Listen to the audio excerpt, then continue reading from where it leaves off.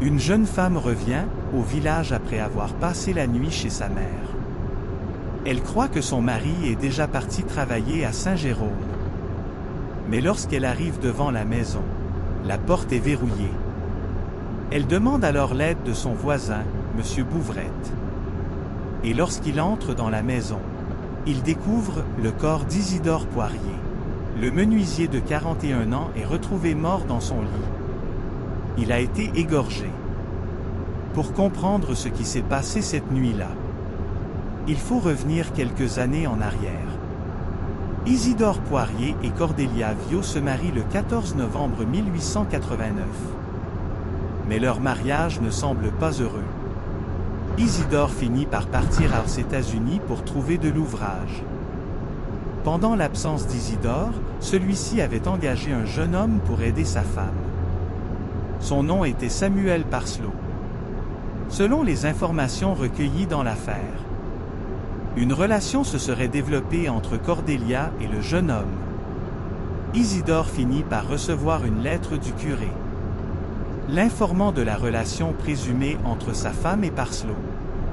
Isidore finit par revenir au Québec et se trouve un travail à Saint-Jérôme pour la construction de la nouvelle église. Le dimanche 21 novembre, Cordélia va chez ses parents pour veiller sa mère malade. Puis le lundi matin va directement à l'église pour jouer de l'orgue à un mariage. Elle finit par revenir chez elle mais la porte est barrée.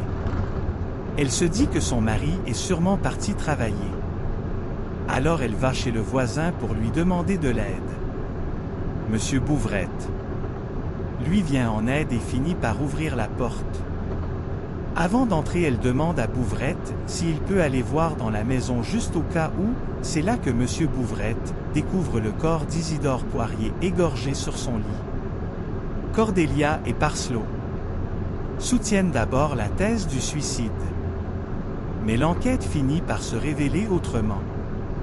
Le coroner Mignot et le détective McCaskill interviennent le 25 novembre 1897. Cordélia Viau et Samuel Parslow sont arrêtés. Une fois arrivés à la prison de Sainte-Scolastique, Cordélia passe aux aveux. Mais selon sa version, elle n'est pas celle qui a tué Isidore, mais bien Samuel Parslow.